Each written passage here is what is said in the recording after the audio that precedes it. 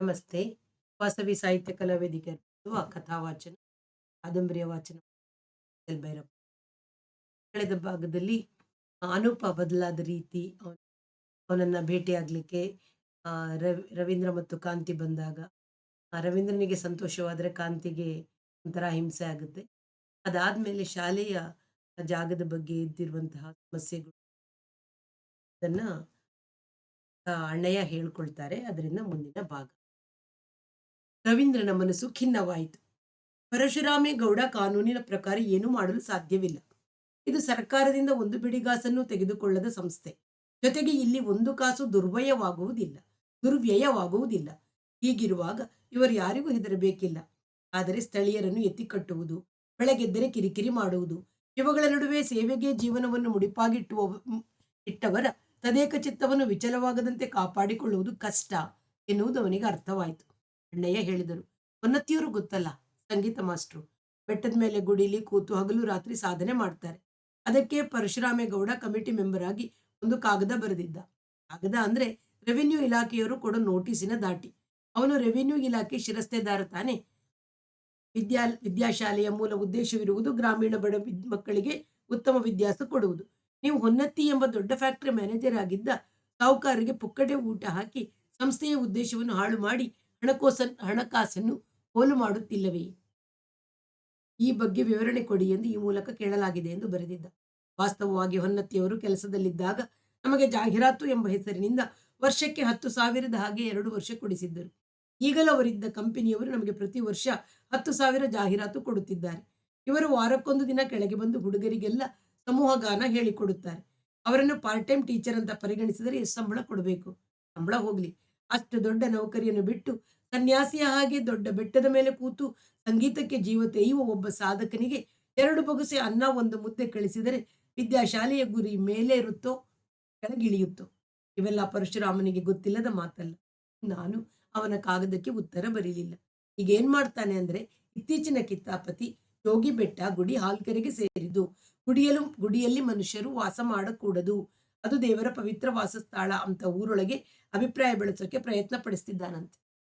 ಒಡೆಯರಯ್ಯ ದಿನ ಪೂಜೆಗೆ ಹೋಗುವಾಗ ಇಲ್ಲಿಗೆ ಬಂದು ಊಟದ ಡಬ್ಬಿ ಇಸ್ಕೊಂಡು ಹೋಗ್ತಿದ್ದಾರೆ. ದೇವರ ಪೂಜೆಗೆ ಹೋಗುವನು ಮನುಷ್ಯರು ತಿನ್ನು ಅನ್ನ ಹೊತ್ಕೊಂಡು ಹೋಗೋದು ಮೈಲಿಗೆ ಅಲ್ವಾ? ತಕರಾರು ಎತ್ತಿದ್ದಾನಂತೆ. ಬೆಟ್ಟ ಈ ಊರಿಗೆ ಸೇರಿದ್ದಲ್ಲ, ಗುಡಿ ಯಾರ ಮತಕ್ಕೂ ಸೇರಿದ್ದಲ್ಲ. ಪೂಜಾರಿ ಒಡೆಯರಯ್ಯ ಹಾಲು ಮತದೋನು ಆದ ಕ್ಷಣ ಗುಡಿ ಹ್ಯಾಂಗ ಹಾಲು ಮತದವರಿಗೆ ಸೇರಿಬಿಡುತ್ತೆ? ನಾನು ರೆವಿನ್ಯೂ ಪುಸ್ತಕ ಹುಡುಕಿಸಿ ನೋಡಿಟ್ಟಿದ್ದೀನಿ. ನನ್ನ ಟೈಮ್ ತಾಲೂಕು ಆಫೀಸ್ಗೆ ಹೋಗಿ ಈ ಹಳೆ ಕಡತ ಹುಡುಕಿ ಓದೋದರಲ್ಲೇ ಹೋಗ್ತಿದೆ ನೋಡು. ಇದನ್ನ ಕೇಳಿದ ರವೀಂದ್ರ ಮತ್ತೆ ಖಿನ್ನನಾದ.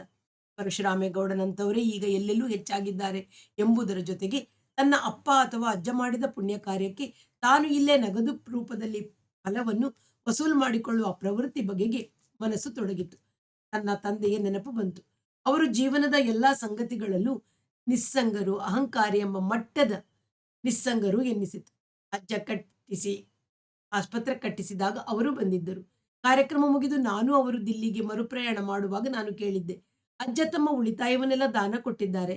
ನಾಳೆ ಸರ್ಕಾರ ಇದನ್ನು ಸರಿಯಾಗಿ ನಡೆಸದಿದ್ದರೆ ಅದನ್ನು ಪ್ರಶ್ನಿಸುವ ಅಧಿಕಾರ ಅಜ್ಜನ ವಂಶಸ್ಥರಾದ ನಾವು ಯಾರಿಗಾದರೂ ಇರುತ್ತೆಯೇ ಅಂತ ಪ್ರಶ್ನೆಯೇ ನಿನ್ನ ಮನಸ್ಸಿನಲ್ಲಿ ಬರಬಾರದು. ದಾನ ಅಂತ ಕೊಟ್ಟ ಮೇಲೆ ಅದರ ಮೇಲ್ವಿಚಾರಣೆಗೆ ಕೈ ಹಾಕಿದರೆ ದಾನವಾಗೋಲ್ಲ. ಅದರ ಮೇಲ್ವಿಚಾರಣೆಯ ವಿಚಾರ ನಿಮ್ಮಜ್ಜನ ಮನಸ್ಸಿನಲ್ಲಿ ಸುಳಿಯೋಲ್ಲ. ನನಗೆ ಗೊತ್ತು ಅವರ ಮನಸ್ಸು. ಅಪ್ಪನ ಮಾತಿನ ದಾಟಿ ಯಾವತ್ತೂ ಕಟ್ಟುನಿಟ್ಟಿನದು. ಅಧಿಕಾರಿಯ ನಿರ್ಭಾವುಕ ಭಾಷೆ, ಆದರೆ ನಿಸ್ಸಂಗಿ ಅನ್ನಿಸಿತು. ರವೀಂದ್ರ ಅಣ್ಣಯ್ಯನಿಗೆ ಆ ವಿಷಯ ಹೇಳಿದ. ಅನಂತರ ಪರಶುರಾಮೇಗೌಡನ ಕಿರಿಕಿರಿಗೆ ಅಣ್ಣಯ್ಯ ಚಿಂತಿಸಕೂಡದೆಂಬ ಸಮಾಧಾನ, ಉತ್ಸಾಹದ ಮಾತುಗಳನ್ನು ಹೇಳಿದ. ಹೊನ್ನತ್ತಿಯ ಮಾತು ಬಂದ ನಂತರ ಅವರನ್ನು ಹೋಗಿ ನೋಡಲು ಮನಸ್ಸು ಎಳೆಯತೊಡಗಿತು. ಈ ಮಾತು ಬರದಿದ್ದರೂ ಅವನು ಅವರನ್ನು ನೋಡದೆ ಹಿಂದಿರುಗುತ್ತಿರಲಿಲ್ಲ. ಆದರೆ ಈಗ ವಿದ್ಯಾಶಾಲೆಗೆ ಹುಟ್ಟಿರುವ ಕಿರುಕುಳದ ಹಿನ್ನೆಲೆಯಲ್ಲಿ ಹೊನ್ನತ್ತಿ ಎಂಬ ಪ್ರಖರ ವ್ಯಕ್ತಿಯಾಗಿ ಮನಸ್ಸಿಗೆ ಕಾಣಿಸಿದರು. ಅವನು ರಾತ್ರಿಯವರೆಗೂ ಅಣ್ಣಯ್ಯನೊಡನೆ ಇದ್ದ. ಮರುದಿನ ಬೆಳಿಗ್ಗೆ ಎದ್ದು ಸ್ನಾನ ಮಾಡಿ ಮುಗಿಸಿದ ನಂತರ ಬೆಟ್ಟಕ್ಕೆ ಹೋಗುವುದೆಂದು ನಿರ್ಧರಿಸಿದ. ಬೆಳಿಗ್ಗೆ ಎದ್ದ ಮೇಲೆ ನೀನು ಬಾ ಎಂದು ಕಾಂತಿಯನ್ನು ಕರೆದ. ಎಷ್ಟು ದೂರ? ಅವಳು ಕೇಳಿದಳು. 2 ಮೈಲಿ ಆಗಬಹುದು, ಆದರೆ ನಡೆಯುವುದಕ್ಕಿಂತ ಹತ್ತೋದೇ ಜಾಸ್ತಿ. ನೋಡೋದೇನಿದೆ ಅಲ್ಲಿ? ಬೆಟ್ಟದ ಮೇಲೆ ಹತ್ತಿ ನೋಡುವುದಕ್ಕಿಂತ ಹತ್ತೋದೇ ಅನುಭವ. ಎತ್ತರದಿಂದ ಸುತ್ತ ಕೆಳಗಿನ ಭೂವಿಸ್ತಾರ, ಮೇಲಿನ ಆಕಾಶಗಳನ್ನು ನೋಡೋದು ಮುಖ್ಯ. ಅಲ್ಲದೆ ಅಲ್ಲಿ ಹೊನ್ನತ್ತಿ ಅಂತ ಇದ್ದಾರೆ, ಸಿತಾರ್ ಸಾಧನೆ ಮಾಡಿಕೊಂಡು. ಅವರ ವಿಷಯ ಹೇಳಿದ್ನಲ್ಲ ನಿನಗೆ ಎಂದ. ಕಾಂತಿ ಹೊರಡಲು ಒಪ್ಪಿದಳು. ಅನೂಪ ಜೊತೆಗೆ ಬರಲಿ ಎಂದು ಆಶೆ ಪಟ್ಟಳು. ಆದರೆ ಆ ದಿನ ಬೆಳಿಗ್ಗೆ ಎಲ್ಲರೂ ಕೂಡಿ ಹೊಸ ಕಟ್ಟಡಕ್ಕೆ ಬೇಕಾದ ಈಚಲ ತೊಲೆ ತೀರು ಮುಟ್ಟುಗಳನ್ನು ಗರಗಸದಿಂದ ಕೊಯ್ಯುವ ಕೆಲಸವಿತ್ತು. ಅನೂಪ ಅದರಲ್ಲಿ ಭಾಗವಹಿಸಬೇಕಿತ್ತು. ಇಲ್ಲದಿದ್ದರೆ ಅಣ್ಣಯ್ಯನೂ ಬರುತ್ತಿದ್ದರು. ಆ ಕೆಲಸದಿಂದ ತಪ್ಪಿಸಿ ಅನೂಪನನ್ನು ಕರೆದೊಯ್ಯುವುದು ಬೇಡವೆಂದು ರವೀಂದ್ರ ತೀರ್ಮಾನ ಹೇಳಿಬಿಟ್ಟ. ಇವರಿಗೆ ತಿಂಡಿ ಕೊಟ್ಟಾದ ಮೇಲೆ ಅಲ್ಲಿ ಮಧ್ಯಾಹ್ನ ತಿನ್ನುವುದಕ್ಕೆಂದು ಅಡಿಗೆಯವರು ಅಕ್ಕಿ, ರೊಟ್ಟಿ, ಕಾಯಿ ಚಟ್ನಿಗಳನ್ನು ಕೊಟ್ಟರು. ಒಡೆಯರಯ್ಯ ಸಂಗಡ ಹೊನ್ನತ್ತಿಗೆ ಇಂದಿನ ವೇಳೆಗೆ ಊಟ ಹೋಗುವುದಿತ್ತು. ಎರಡು ಕಡೆಗೂ ತಂಗಡಿ ಗಿಡಗಳು ಬಳಸಿಕೊಂಡು ತಲೆಯ ಮೇಲೆ ನೊಣಗಳು ಸುತ್ತು ಹಾಕಿ ತೊಡಗಿದಾಗ ಕಾಂತಿ, ಎಲ್ಲಿ ಅವು ಕಾಯ್ಕೊಂಡಿರ್ತವೆ, ನಾವು ಬರಲಿ ಅಂತ ಎಂದು ಕೇಳಿದಳು. ಏರು ದಾರಿಗೆ ಅವಳು ಬೆವರುತ್ತಿದ್ದಳು.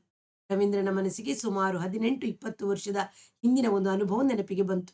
ತಾನು ರಿಪೋರ್ಟರ್ ಆಗಿ ವೃತ್ತಪತ್ರಿಕೋದ್ಯಮಕ್ಕೆ ಕಾಲಿರಿಸಿದ ಹೊಸತು.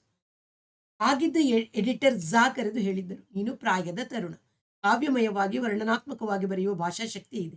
ಬಹಳ ಜನ ಚಾರ್ಧಾಮ್ ಯಾತ್ರೆಗೆ ಹೋಗಿ ಬರ್ತಿದ್ದಾರೆ. ನೀನು ಗಂಗೋತ್ರಿ, ಯಮುನೋತ್ರಿ, ಕೇದಾರ ಬದರಿಗಳಿಗೆ ವಿಶೇಷ ಸವಲತ್ತುಗಳಿಲ್ಲದೆ ಸಾಧಾರಣ ಯಾತ್ರಿಕರ ಹಾಗೆ ಬಸ್ಸು ಸಿಕ್ಕಿದ ಕಡೆ ಹತ್ತಿ ಉಳಿದ ಕಡೆ ನಡೆದು ಹೋಗಿ ಒಂದು ರಿಪೋರ್ಟ್ ತರ್ತೀಯಾ? 5-6 ಭಾಗಗಳಾಗಿ ಭಾನುವಾರದ ಸಂಚಿಕೆಯಲ್ಲಿ ಪ್ರಕಟಿಸೋಣ. ತುಂಬ ಫೋಟೋ ತರಬೇಕು ಎಂದು. ನಾನು ಖುಷಿಯಿಂದ ಒಪ್ಪಿ ಹೊರಟೆ. 3 ಮುಗಿಸಿ ಕೊನೆಗೆ ಬದರಿಯ ಖಾಲಿ ಕಂಬಳಿ ಧರ್ಮಶಾಲೆಗೆ ಇಳಿದಿದ್ದಾಗ ನನ್ನ ಪಕ್ಕದ ಕೋಣೆಯಲ್ಲಿದ್ದ ಅಹಮದಾಬಾದಿನ ಜಾನಿಯ ಪರಿಚಯವಾಯಿತು. ಆ ಚಳಿಯಲ್ಲಿ ಬೆಳಿಗ್ಗೆ 6 ಗಂಟೆಗೆ ಎದ್ದು ಪಾಠಕ್ಕೆ ಹೊರಟಿದ್ದ. ಜಾನಿಯೋ ಜೋಶಿಯೋ ಹೆಸರು ತುಂಬ ಅನುಮಾನವಾಯಿತು. ನೆನಪು ಖಚಿತವಾಗಿ ನಿರ್ಧರಿಸಲು ತಲೆಯ ಮೇಲೆ ಸುತ್ತುತ್ತಿದ್ದ ನೊಣಗಳು ಅಡ್ಡಿ ಮಾಡುತ್ತಿದ್ದವು. ಯಾವುದೋ ಒಂದು ಹೆಸರು. ಈಗ ಆತ ಅಹಮದಾಬಾದಿನಲ್ಲಿ ಇದ್ದಾನೆಯೋ ಅಥವಾ ಕೆಲಸ ಬಿಟ್ಟು ಎಲ್ಲೋ ಆಶ್ರಮ ಕಟ್ಟಿಕೊಂಡಿದ್ದಾನೆಯೋ? ಈ ಹೊನ್ನತ್ತಿಯ ತರವೇ ಅಹಮದಾಬಾದಿನಲ್ಲಿ ಒಂದು ಫ್ಯಾಕ್ಟರಿಯ ಮ್ಯಾನೇಜರ್, ಎಂಟೆಕ್, ಇನ್ನೇನೇನೋ ವಿದೇಶದ ಟ್ರೈನಿಂಗ್ ಆಗಿರೋನು. ವರ್ಷಕ್ಕೊಂದು ಸಲ ಬೇಸಿಗೆಯಲ್ಲಿ ತನ್ನ ವಾರ್ಷಿಕ ರಜೆ ಪಡೆದು ಬದರಿಗೆ ಬರುತ್ತಿದ್ದ. ಅಲ್ಲೊಬ್ಬ ಗುರು. ಧರ್ಮಶಾಲೆಗೆ 1 ಮೈಲಿ ದೂರದ ಪರ್ವತ ತಪ್ಪಲಿನಲ್ಲಿ 1.5 ಅಂಕಣದ ಕಲ್ಲಿನ ಮನೆ ಕಟ್ಟಿಕೊಂಡಿದ್ದರು. ಬೇಸಿಗೆಯಲ್ಲಿ ಬದರಿಗೆ ಬರ್ತಿದ್ದೋರು ಚಳಿಗಾಲದಲ್ಲಿ ಋಷಿಕೇಶಕ್ಕೋ, ಕಾಶಿಗೋ, ರಾಮೇಶ್ವರಕ್ಕೋ ಹೋಗ್ತಿದ್ದೋರು. ಅಹಮದಾಬಾದಿನ ಜಾನಿ ಬೇಸಿಗೆಯಲ್ಲಿ 1 ತಿಂಗಳ ರಜದಲ್ಲಿ ಹೋಗಿ ಬರುವ ಪ್ರಯಾಣಕ್ಕೆ 10 ದಿನ ಕಳೆದು ಇನ್ನು 20 ದಿನ ಈ ಗುರುವಿನ ಹತ್ತಿರ ಕೂತು ಒಂದು ಸಲಕ್ಕೆ 1 ವೇದಾಂತ ಗ್ರಂಥದ ಪಾಠ ಹೇಳಿಸ್ಕೊಳ್ತಿದ್ದ. ಧ್ಯಾನ ಸಾಧನೆನೂ ಮಾಡ್ತಿದ್ದ. ಆ ವರ್ಷ ಯೋಗ ವಾಸಿಷ್ಠದ ಪಾಠ ಆಗ್ತಿತ್ತು. ನಾನು ಆ ದಿನ ಅವರ ಅನುಮತಿ ಪಡೆದು ಪಾಠವಾಗುವಾಗ ಕೂತಿದ್ದೆ. ಹಿಮಾಲಯದ ವಾತಾವರಣ, ನಿರ್ಗುಣ ನಿರಲಂಕಾರ ಮಂಟಪದಂತಹ ಕಲ್ಲಿನ ಮನೆಯೊಳಗೆ ಆ ಸನ್ಯಾಸಿ ಹೇಳುತ್ತಿದ್ದ ಪಾಠದಲ್ಲಿ ಇಂತಹ ಅರ್ಥ ಕಾಣುತ್ತಿತ್ತು. ಅದೇ ಗ್ರಂಥವನ್ನು ಲೈಬ್ರರಿಯಲ್ಲೋ ಮನೆಯ ಅಧ್ಯಯನ ಕೋಣೆಯಲ್ಲೋ ಕೂತು ಓದಿದರೆ ಆ ಅರ್ಥದ ಆಳವಾಗಲಿ ಭಾವವಾಗಲಿ ಬರಲು ಸಾಧ್ಯವೇ ಇಲ್ಲ. ಸ್ಥಳಕ್ಕೆ ವಿಶೇಷ ಪ್ರಭಾವ ಶಕ್ತಿ ಇರುತ್ತೆ. ಬೆಟ್ಟದ ಶಿಖರಕ್ಕೆ, ಅದು ಅಲ್ಲೊಂದು ಗುಡಿ ಇದ್ದರೆ ಸಾಧನೆಗೆ ಒತ್ತಾಸೆ ಬರೋದು ಖಂಡಿತ. ನನ್ನ ವರದಿಯಲ್ಲಿ ಜಾನಿ, ಸನ್ಯಾಸಿ ಇಬ್ಬರ ಪಾತ್ರಗಳನ್ನು ವಿವರವಾಗಿ ವರ್ಣಿಸಿದ್ದೆ. ಕಲ್ಪನೆಯನ್ನು ಸೇರಿಸಿದ್ದೆ. ನನಗೆ ಎಷ್ಟೋ ಕಾಗದಗಳು ಬಂದವು. ಅವರ ವಿಳಾಸ ಕೊಡಿ, ಅವರನ್ನು ಸಂಪರ್ಕಿಸುವ ವಿಧಾನ ತಿಳಿಸಿ ಅಂತ. ಒಂದು ತರದಲ್ಲಿ ಜೀವಂತ ಪಾತ್ರಗಳಿಗೆ ಹೀಗೆ ಪ್ರಚಾರ ಕೊಡೋದೇ ತಪ್ಪು. ಅವರ ಸಾಧನೆ ಏಕಾಂತಗಳಿಗೆ ಭಂಗೋತ್ತರ ಅಧಿಕಾರ ನಮಗಿಲ್ಲ. ನೀನು ಯಾರಿಗೂ ಉತ್ತರ ಬರೀಬೇಡ ಅಂತ ಝಾ ಹೇಳದಿದ್ದರೆ ನಾನು ಪ್ರಾಯದ ಉತ್ಸಾಹದಲ್ಲಿ ಅವರಿಗೆಲ್ಲ ಬರೆದು ಬಿಡ್ತಿದ್ದೇನೋ ಏನೋ ಎಂದುಕೊಳ್ಳುವಾಗ ಹೊನ್ನತ್ತಿ ಮತ್ತು ಜಾನಿ ಇಬ್ಬರಲ್ಲೂ ತುಂಬ ಸಾಮ್ಯ ಕಂಡಿತು. ಸಾಧನೆಗೆ ಇಬ್ಬರು ಬೆಟ್ಟದ ತುದಿಯನ್ನು ಅರಸಿಕೊಂಡು ಹೋದವರು. ಇಬ್ಬರು ದೊಡ್ಡ ಫ್ಯಾಕ್ಟರಿಗಳ ಮ್ಯಾನೇಜರ್ ಆಗಿದ್ದವರು. ಜಾನಿ ಈಗ ಕೆಲಸದಲ್ಲಿ ಇದ್ದಾರೋ ಇಲ್ವೋ, ಬ್ರಹ್ಮಚಾರಿಯಾಗಿ ಉಳಿದಿದ್ದಾರೋ ಅಥವಾ ಮದುವೆ ಮಾಡಿಕೊಂಡ್ರೋ ಎಂಬ ಕುತೂಹಲ ಹುಟ್ಟಿತು. 20 ವರ್ಷಗಳ ಹಿಂದಿನ ಮಾತು. ಪತ್ತೆ ಮಾಡುವುದು ಹೇಗೆ? ಅಹಮದಾಬಾದಿನ ನಮ್ಮ ಕಚೇರಿಗೆ ಬರೆದು ಕೇಳಿದರೆ ಪತ್ತೆ ಮಾಡಿ ಯಾರು ಎನ್ನಿಸಿದರು, ಮಾಡಿ ಏನು ಎಂಬುದು ಹೊಳೆಯಲಿಲ್ಲ. ಕಾಂತಿ ಹಿಂದೆ ಉಳಿದಿದ್ದಳು. ಅವಳು ಬರಲೆಂದು ಅವನು ತಡೆದು ನಿಂತ. ಒಬ್ಬಳಿಗೆ ನಡೆಯುವಾಗ ಬೇಸರವಾಗುತ್ತದೆ. ಏನಾದರೂ ಮಾತನಾಡಿಸಬೇಕು ಎನ್ನಿಸಿತು. ಆದರೆ ಯಾವ ಮಾತು ಹೊಳೆಯಲಿಲ್ಲ. ಹೊತ್ತಿಗೆ ಹತ್ತಿರ ಬಂದ ಮೇಲೆ ಅವಳು ಕೂಡ ಆಡಲು ಏನೂ ಇಲ್ಲವೆಂಬಂತೆ ಮುಂದೆ ನಡೆಯತೊಡಗಿದಳು. ಅಥವಾ ನಡುವೆ ನಿಂತರೆ ಉಸಿರು ಕೂಡಿಸಿಕೊಳ್ಳುವುದು ಕಷ್ಟವಾಗುತ್ತದೆಂದು ನಡಿಗೆಯನ್ನು ಮುಂದುವರಿಸಿದ್ದಾಳೆ ಎಂದು ಅವನಿಗೆ ತೋಚಿತು. ಬದರಿಯಲ್ಲಿ ತಾನು ನೋಡಿದ, ತನಗೆ ತಿಳುವಳಿಕೆ ಕೊಟ್ಟ ಇನ್ನೊಂದು ಸಂಗತಿ, ಅದನ್ನು ಬರೆದಿದ್ದೆ. ನೆನಪಿಗೆ ಬಂತು. ಖಾಲಿ ಕಂಬಳಿ ಧರ್ಮಶಾಲೆಯ ಅಂಗಳದಲ್ಲೊಂದು ಗೋಲಕ. ಅದರ ಮೇಲೆ ತಪಸ್ವಿಗಳಿಗೆ ಅನ್ನದಾನ ಮಾಡಲು ನಿಮ್ಮ ಕೈಲಾದ ಸೇವೆ ಮಾಡಬಹುದು ಎಂಬ ಫಲಕ. ಬದರಿ ಯಾತ್ರೆಗೆ ಹೊರಟರೆ ಋಷಿಕೇಶದಿಂದಲೇ ಶುರುವಾಗುವ ಕೋಟಾ ಸನ್ಯಾಸಿಗಳ ಕಾಟ ನನ್ನ ಮನಸ್ಸಿಗೆ ಬಂತು. ಎಲ್ಲ ಪುಣ್ಯಕ್ಷೇತ್ರಗಳಲ್ಲೂ ಇರುವ ಹಾಗೆ ಇವರನ್ನೆಲ್ಲ ಪೊಲೀಸ್ನವರು ಹಿಡಿದೊಯ್ದು ಕಡ್ಡಾಯ ಶ್ರಮ ಶಿಬಿರಕ್ಕೆ ಹಾಕಬೇಕು ಎಂಬ ಕೋಪ ನನಗೆ. ಆ ಗೋಲಕ, ಅದರ ಮೇಲಿನ ಬರಹ ನನ್ನ ಕೋಪವನ್ನು ಏರಿಸಿತು. ಧರ್ಮಶಾಲೆ ಮ್ಯಾನೇಜರನ್ನ, ಸೋಮಾರಿಗಳಿಗಾಕೆ ನೀವ್ಯಾಕೆ ಅನ್ನ ದಾನ ಮಾಡ್ತೀರಿ ಅಂತ ಕೇಳಿದೆ. ಆಗ ಮಧ್ಯಾಹ್ನ, ಈಗ ನಾನು ತಪಸ್ವಿಗಳಿಗೆ ಅನ್ನ ಹಾಕೋಕೆ ಹೋಗ್ತಿದ್ದೀನಿ, ನೀವು ಬನ್ನಿ ನೋಡೋರಂತೆ ಅಂದ. ಹೆಗಲ ಮೇಲೆ ಚಪಾತಿ ಅನ್ನಗಳ ಚೀಲ, ಕೈಯಲ್ಲೊಂದು ಹಿಡಿಯುಳ್ಳ ಕೊಳ ದಪ್ಪಲೆಯಲ್ಲಿ ಹೆಸರು ಬೇಳೆಯ ದಾಲ್ ಹೊತ್ತು ಹೊರಟ. ಅವನನ್ನು ನಾನು ಅನುಸರಿಸಿದೆ. ಪರ್ವತದ ಏಣಿಗೆ ನಡೆದು ಅಲ್ಲಲ್ಲಿದ್ದ ಗುಹೆಗಳ ಬಾಗಿಲಿಗೆ ನಿಶಬ್ದವಾಗಿ ಹೋಗುವುದು. ಗುಹೆಯ ಬಾಗಿಲಲ್ಲಿ ಇರುತ್ತಿದ್ದ ಅಲ್ಯೂಮಿನಿಯಂನ ಚರುಕಿಗೆ 3 ಹಿಡಿ ಅನ್ನ ಅಥವಾ 2 ಚಪಾತಿ, ಅದರ ಮೇಲೆ 3 ಸೌಟ್ ಹೆಸರು ಬೇಳೆ ದಾಲು ಹಾಕಿ ಅಷ್ಟೇ ನಿಶ್ಶಬ್ದವಾಗಿ ದೂರ ನಡೆದು ಇನ್ನೆಲ್ಲೋ ದೂರದ ಗುಹೆಯನ್ನು ಹುಡುಕಿಕೊಂಡು ಹೋಗಿ ಅದರ ಬಾಗಿಲಲ್ಲಿ ಇರುತ್ತಿದ್ದ ಚರುಕಿಗೂ ಹೀಗೆ ಅದೇ ಅಳತೆಯ ಆಹಾರ ಹಾಕುತ್ತಿದ್ದ. ಯಾವ ಯಾವ ಗುಹೆಗೆ ಒಳಗಿನರು ಇರುವವರು ಚಪಾತಿ ಅಥವಾ ಅನ್ನ ತಿನ್ನುತ್ತಾರೆ ಅಂತ ಅವನಿಗೆ ಗೊತ್ತಿತ್ತು. ವಯಸ್ಸಾದವರು ಚಪಾತಿ ತಿಂತಿರ್ಲಿಲ್ಲ. ಚಿಕ್ಕ ವಯಸ್ಸಿನಲ್ಲಿ ಅನ್ನವೇ ಅಭ್ಯಾಸವಾಗಿದ್ದವರು ತಿಂತಿರ್ಲಿಲ್ಲ. ಒಟ್ಟು 15 ಗುಹೆಗಳಿಗೆ ಅನ್ನ ಸರಬರಾಜು ಮಾಡಿ ಹಿಂದಿರುಗುವಾಗ ನನಗೆ ಹೇಳಿದ. ಕೋಟ ಸನ್ಯಾಸಿಗಳ ವಿಷಯ ನಮಗೂ ಗೊತ್ತು. ಈ ಗುಹೆಗಳಲ್ಲಿ ಇರುವವರು ಕೋಟ ಆಗೋಕ್ಕೆ ಸಾಧ್ಯವೇ ಇಲ್ಲ. ಅಧ್ಯಾತ್ಮ ಸಾಧನೆಯಲ್ಲಿ ಯಾರು ಯಾರು ಯಾವ ಮಟ್ಟ ಮುಟ್ಟಿದ್ದಾರೆ ಅನ್ನೋದು ನಮಗೆ ಪ್ರಕೃತ ಪ್ರಶ್ನೆಯಲ್ಲ. ಮನುಷ್ಯ ಸಂಪರ್ಕವಿಲ್ಲದೆ ಈ ಎತ್ತರದ ಚಳಿಯಲ್ಲಿ ಗುಹೆಯ ಮರಣ ಸದೃಶ ಏಕಾಂತದಲ್ಲಿ ತಿಂಗಳು ಗಟ್ಟಲೆ ಇರಬೇಕೆಂದರೆ ಸಾಧನೆ ಹಠವಾದರೂ ಇದ್ದೇ ಇರಬೇಕಲ್ಲ. ಅಂಥವರು ಶರೀರಕ್ಕೆ ಬೇಕಾದ ಕನಿಷ್ಠ ಆಹಾರದ ಹೊಣೆ ಯಾರದು? ಸಾಧಕರನ್ನ ನೋಡಿಕೊಳ್ಳುವ ಕರ್ತವ್ಯ ಸಮಾಜದ್ದಲ್ಲವೇ? ನನಗೆ ಆಗ ಪೊರೆ ಹರಿದ ಹಾಗಾಯಿತು. ಧರ್ಮಶಾಲೆಗೆ ಬಂದವನು ನನ್ನ ವಾಪಸ್ಸು ಪ್ರಯಾಣದ ಖರ್ಚಿಗೆ ಬೇಕಾದಷ್ಟು ದುಡ್ಡು ಇಟ್ಟುಕೊಂಡು ಉಳಿದದನ್ನೆಲ್ಲ ಗೋಲಕಕ್ಕೆ ಹಾಕಿಬಿಟ್ಟೆ. ವರದಿಯ ಈ ಭಾಗಕ್ಕೂ ಎಷ್ಟೋ ಓದುಗರಿಂದ ಮೆಚ್ಚುಗೆ ದೊರೆಯಿತು. ಹಲವರು ಆ ಗೋಲಕದ ವಿಳಾಸ ಬೇಡಿ ಕಾಗದ ಬರೆದಿದ್ದರು. ಝಾ ಆ ವಿಳಾಸವನ್ನು ಮುಂದಿನ ಭಾನುವಾರ ಸಂಚಿಕೆಯಲ್ಲಿ ಪ್ರಕಟಿಸುವಂತೆ ಹೇಳಿದರು. ಝಾ ಸಮತೋಲನದ ಬುದ್ಧಿಯ ಸಂಪಾದಕ. ಬರಿಯ ವಯಸ್ಸಿನಿಂದ ಬರುವ ಸಮತೋಲನವಲ್ಲ. ಅವರ ಅಧ್ಯಯನ ಸಂಸ್ಕಾರಗಳು ದೊಡ್ಡವು. ಇದಾದ 1 ವರ್ಷಕ್ಕೆ ನಿವೃತ್ತರಾಗಿ ಗಯಾದಲ್ಲಿ ನೆಲೆಸಿದರು. 19 ವರ್ಷವಾಯಿತು. ಈಗ ಬದುಕಿದ್ದಾರೆಯೋ? 79 ವರ್ಷ ಅಂದ್ರೆ ಖಚಿತವಿಲ್ಲ ಎಂದುಕೊಳ್ಳುವಾಗ ಅಂಗಡಿ ಗಿಡಗಳ ಏರು ಜಾಡು ಕಳೆದು ಬಯಲು ಬೀಸುಗಾಳಿ ಬಂತು. ಎದುರಿಗೆ ಬೆಟ್ಟ. ಅದರ ಮೇಲೆ ನಿಂತ ಹಲವಾರು ದೈತ್ಯ ಮರಗಳ ಎಲೆಗಳು ಭರೋ ಎಂದು ಬೀಸುವ ಗಾಳಿಯ ಪ್ರವಾಹಕ್ಕೆ ತೆರಗುಟ್ಟುತ್ತಿವೆ. ನೋಡು, ಅದೇ ಬೆಟ್ಟ. ಹತ್ತಿ ಬಿಟ್ಟರೆ ತುದಿಯಲ್ಲಿ ಗುಡಿ. ಅಲ್ಲಿಂದ ನಿಂತು ನೋಡಬೇಕು ಸುತ್ತ. ಎಷ್ಟು ಭವ್ಯವಾಗಿ ಕಾಣುತ್ತೆ ಅಂತ್ಯ. ಆಗ್ನೇಯ ದಿಕ್ಕಿನಲ್ಲಿ ಮೋಡಗಳಿಲ್ಲದಿದ್ದರೆ ನಮ್ಮೂರ ಬಸವನಪುರ ಕೆರೆ ಕಾಣುತ್ತೆ. ನೀರಿದ್ದು ಬಿಸಿಲಿನ ಪ್ರಕಾಶ ಬಿದ್ದರೆ ಬೆಳ್ಳಿಯ ತಗಡಿನ ಹಾಗೆ. ತೋರಿಸ್ತೀನಿ ಬಾ ಅಂತ ಕಾಂತಿಗೆ ಹೇಳಿದ. ಇನ್ನು ಇದನ್ನು ಹತ್ತಬೇಕಾ? ಅವಳು ಕೇಳಿದಳು. ಇದನ್ನ ಹತ್ತೋದ್ರಲ್ಲೇ ಸಂತೋಷ ಇರೋದು. ಆಲದ ಬಿಳಿಲಿನ ಕೆಳಗೆ ಬೇವಿನ ದಪ್ಪ ಕಾಂಡವನ್ನು ಬಳಸಿ ಹುಣಸೆ ಗಿಡಗಳು ಹೂ ಬಿಟ್ಟಿದ್ದರೆ ಎಂತ ಸುಕುಮಾರ ಪರಿಮಳವಿರುತ್ತೆ ಗೊತ್ತಾ? ಅವನು ಸಮಾಧಾನ ಪಡಿಸುವಂತೆ ಹೇಳಿದ. ಬೆಟ್ಟ ಅಂದ್ರೆ ರೋಪೇ ಹಾಕಿರ್ಬೇಕು. ಇದೆಂತ ಬ್ಯಾಕ್ವರ್ಡ್ ಬೆಟ್ಟ ಎಂದಳು. ಅವಳಿಗೆ ಆಯಾಸವಾಗಿರುವುದು ಮುಖದಲ್ಲೇ ಕಾಣಿಸುತ್ತಿತ್ತು. ಮಂಟಪವನ್ನು ಹಾಯ್ದು ಮರ ಗಿಡಗಳ ಕೆಳಗೆ ಕಬ್ಬಿಣದ ಕಲ್ಲುಗಳ ಬಂಡೆಯನ್ನು ಹತ್ತುವಾಗ ಕಡಿದಾಗಿದ್ದರೂ ಉತ್ಸುಕತೆ ಇತ್ತು. ಹೆಚ್ಚು ಆಯಾಸ ಕಾಣಲಿಲ್ಲ. ಶಿಖರ ಮುಟ್ಟಿ ಪೌಳಿಯ ಬಾಗಿಲಿಗೆ ಬರುವ ಹೊತ್ತಿಗೆ ಗುಡಿಯ ಬಾಗಿಲಿನಿಂದ ಸಿತಾರ್ ಧ್ವನಿ ಕೇಳುತ್ತಿತ್ತು. ಶಬ್ದ ಮಾಡಬಾರದೆಂದು ರವೀಂದ್ರ ಅವಳಿಗೆ ಸನ್ನೆ ಮಾಡಿದ. ತಾನು ಮೊದಲು ಚಪ್ಪಲಿಗಳನ್ನು ಕಳಚಿ ಸದ್ದಾಗದಂತೆ ಪೌಳಿ ಗೋಡೆಯ ಒಂದು ಮೂಲೆಗೆ ಬಿಟ್ಟ. ಅವಳು ಹಾಗೆಯೇ ಮಾಡಿದಳು. ಒಳಗೆ ಹೋದರೆ ಹೊನ್ನತ್ತಿಯ ಲಹರಿ ಕೆಡುತ್ತದೆಂದು ಅವನು ಹೊರಗಿನ ಗೋಡೆಗೆ ಹೊರಗೆ ನಿಂತ. ಅವಳು ನಿಶ್ಶಬ್ದವಾಗಿ ಅವನ ಹತ್ತಿರ ಕೂತಳು. ಅದು ಮಲ್ಹಾರ್ ರಾಗವೋ ಅಥವಾ ಎಂಬ ಅನುಮಾನದಿಂದ ಕಾಂತಿಯ ಕಿವಿಯಲ್ಲಿ ಪಿಸುಗೊಟ್ಟಿದ. ಅವಳು ಮೇಘ್ ಎಂದು ಪಿಸುಗೊಟ್ಟಿದಳು. ಸಂಗೀತದಲ್ಲಿ ಅವಳ ತಿಳುವಳಿಕೆ ಹೆಚ್ಚಿನದೆಂದು ಅವನಿಗೆ ಗೊತ್ತಿತ್ತು. ತಾನು ಸಮಯ ಸಿಕ್ಕಿದಾಗ ಕೇಳಿ ದಾಟಿಯಿಂದ ಗುರುತಿಸುವವನು. ಅವಳು 4-5 ವರ್ಷ ಗುರುವಿನಿಂದ ಸಿತಾರ್ ಕಲಿತಿದ್ದಳು. ಆದ್ದರಿಂದ ಸಂಗೀತದ ತಂತ್ರ ವ್ಯಾಕರಣಗಳ ಮಟ್ಟದಲ್ಲಿ ಅರ್ಥ ಮಾಡಿಕೊಳ್ಳಬಲ್ಲವಳಾಗಿದ್ದಳು. ಅನಂತರ ಅಭ್ಯಾಸ ಮಾಡಿಕೊ ಎಂದು ಅವನು ಎಷ್ಟು ಸಲ ಹೇಳಿದರೂ ಅವಳು ಗಮನ ಕೊಟ್ಟಿರಲಿಲ್ಲ. ಅನುಪ ಹುಟ್ಟಿದ, ಮನೆ ಕೆಲಸ, ಮಗುವಿನ ಸಾಕಣೆ, ಮತ್ತೆ ಕಲಿಯುತ್ತೇನೆ ಎನ್ನುವಾಗ ತಕ್ಕ ಗುರು ಸಿಗಲಿಲ್ಲ. ಬೆಂಗಳೂರಿಗೆ ಬಂದ ಮೇಲೆ ಸಿತಾರ್ ಕಲಿಸುವ ಗುರುವೂ ಇಲ್ಲ. ಹಿಂದೂಸ್ತಾನಿ ಸಂಗೀತದ ವಾತಾವರಣವೂ ಇಲ್ಲ. ಈಗಲಂತೂ ಅವಳು ನಿಮ್ಮ ಬೆಂಗಳೂರಿನಿಂದ ನನ್ನ ಸಂಗೀತ ಹಾಳಾಯಿತು ಎಂದು ಹಲವು ಬಾರಿ ಅಂದಿದ್ದಳು. ಇಲ್ಲಿಗೆ ಬರುವ ಮೊದಲು ಎಷ್ಟು ಊರ್ಜಿತ ಮಾಡಿದ್ದೆ ಎಂದು ಅವನು ಪ್ರತಿಯಾಗಿ ಕೇಳಿದ್ದ. ಇಬ್ಬರು ತಲ್ಲೀನರಾಗಿ ಕೇಳತೊಡಗಿದರು. ತಾನು ಕಳೆದ ಬಾರಿ ಕೇಳಿದ್ದಕ್ಕಿಂತ ಹೊನ್ನತ್ತಿ ಹೆಚ್ಚು ಸಾಧಿಸಿದ್ದಾರೆಯೇ ಎಂದು ಅವನು ತನ್ನನ್ನು ಕೇಳಿಕೊಂಡ. ಆದರೆ ಬೆಟ್ಟದ ಮೇಲೆ ಆಕಾಶಕ್ಕೆ ಕೇಳಿಸುವ ಈ ಆವರಣದಲ್ಲಿ ಸಾಧಾರಣ ಸಂಗೀತಕ್ಕೆ ತರಂಗ ಶಕ್ತಿ ಬಂದಿರುತ್ತದೆ. ಅಲ್ಲದೆ ಹೊನ್ನತ್ತಿಯ ಸಾಧನೆಯೂ ಮುಂದುವರಿದಿದೆ ಎಂದುಕೊಂಡ. ಕತ್ತೆತ್ತಿ ಕಣ್ಣುಗಳನ್ನು ಅಲ್ಲಲ್ಲಿ ಮೋಡ ಮೆತ್ತಿ ಹತ್ತಿರ ಬಂದಿದ್ದ ಆಕಾಶದಗಲಕ್ಕೂ ಹರಡಿಕೊಂಡ. ಕಾಂತಿಯು ಸಂಗೀತದ ಕಲ್ಪನಾ ಲಹರಿಗೆ ಬಂದಿದ್ದಳು. ಮೋಡ ಮುಸುಕಿದ ಮಬ್ಬು ಶೆಕೆಯಲ್ಲಿ ಮಳೆ ಬರಲೆಂದು ಅಲುಬುವ ಭಾವ ಅವಳನ್ನು ತುಂಬಿಕೊಂಡಿತು. ಮನಸ್ಸು ತಾನು ಸಿತಾರ್ ಕಲಿಯುತ್ತಿದ್ದ ಕಾಲಕ್ಕೆ ಸರಿಯಿತು. ಸಂಜೆ 4:15ವರೆಗೆ ಕಾಲೇಜು, 5ರಿಂದ 8ರ ತನಕ ಸಿತಾರ್ ಅಭ್ಯಾಸ, ವಾರಕ್ಕೆ 3 ದಿನ ಮನೆಗೆ ಬರುತ್ತಿದ್ದ ತಬಲದವನ ಜೊತೆಗೆ ಸಾಧನೆ. ಶುರುವಿನಲ್ಲಿ ಅದೊಂದು ಅಪ್ಪ ಅಮ್ಮ ಅವರ ಬಲವಂತದ ಹಿಂಸೆ ಅನ್ನಿಸಿದರೂ ಕೊನೆಗೆ ರುಚಿ ಹತ್ತಿತು. ಅಷ್ಟರಲ್ಲಿ ಮದುವೆಯಾಗಿ ಇದುವರೆಗಿನ ತನ್ನ ಇಡೀ ಜೀವನವನ್ನು ಅವಲೋಕಿಸಿಕೊಳ್ಳುವಂತೆ ಈ ಬೆಟ್ಟದ ಮೇಲಿನ ಮೇಘರಾಗವು ಈ ಬೆಟ್ಟದ ಮೇಲಿನ ಮೇಘರಾಗವು ಮಾಡುತ್ತಿದೆ ಎನ್ನಿಸಿ ಕಸಿವಿಸಿಯಾಯಿತು. ಏನೋ ಸಾಲದು. ತನಗೆ ಯಾವುದರಲ್ಲಿ ಅರಕೆ ಇದೆ ಎಂಬ ಭಣ ಭಣ ಭಾವ ತುಂಬಿಕೊಂಡಿತು.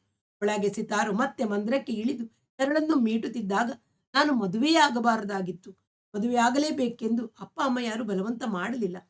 ಆದರೆ ಓದಿ ಮುಗಿಸಿದ ನಂತರ 22 ವರ್ಷವಾಗಿರುವಾಗ ಮದುವೆಯಾಗದೆ ಮುಂದೇನು ಎಂಬಂತಹ ಸಾಮಾಜಿಕ ವಾತಾವರಣದ ಒತ್ತಡವೇ ನನ್ನನ್ನು ಮದುವೆಗೆ ಪ್ರೇರೇಪಿಸಿತು ಎನ್ನಿಸಿತು. ಇಲ್ಲದಿದ್ದರೆ ಇಲ್ಲದಿದ್ದರೆ ಏನು ಮಾಡುತ್ತಿದ್ದೆ ಎಂಬುದು ಮಾತ್ರ ಹೊಳೆಯಲಿಲ್ಲ. ಈ ಒಳಗಿನ ಅವಲೋಕನದಲ್ಲಿ ತೊಡಗಿದ್ದಾಗ ರಾಗದ ಸಂಚಾರ, ಮೀನುಗಳ ವಿನ್ಯಾಸ, ಆಲಾಪದಿಂದ ಜೋಡಿಗೆ ತಿರುಗಿದ ರೀತಿ ಮೊದಲಾಗಿ ಅವು ಯಾವುದೂ ಅವಳಿಗೆ ಅರಿವಿಗೆ ಬರಲಿಲ್ಲ. ಮದುವೆಯಾಗದಿದ್ದರೆ ನಾನು ಸಿತಾರ್ ವಾದಕಳೆ ಆಗಬಹುದಿತ್ತೇನೋ ಎಂಬಂತ ಕಲ್ಪನೆ ಹುಟ್ಟಿಕೊಂಡಿತು.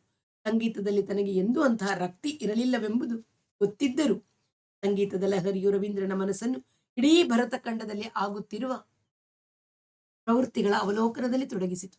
ಅಪ್ಪ, ತಾತ, ಮುತ್ತಾತಂದಿರ ತ್ಯಾಗದ ಫಲವನ್ನು ನಗದಾಗಿ ಪರಿವರ್ತಿಸಿಕೊಳ್ಳುವ ಪ್ರವೃತ್ತಿ ರಾಷ್ಟ್ರದ ಸರ್ವೋಚ್ಚ ನಾಯಕರಿಂದ ಹಿಡಿದು ಪರಶುರಾಮೇಗೌಡನವರೆಗೆ ಗಾಂಧಿಯ ಯಾವ ಮಕ್ಕಳು ರಾಜಕೀಯಕ್ಕೆ ಇಳಿಯಲಿಲ್ಲ.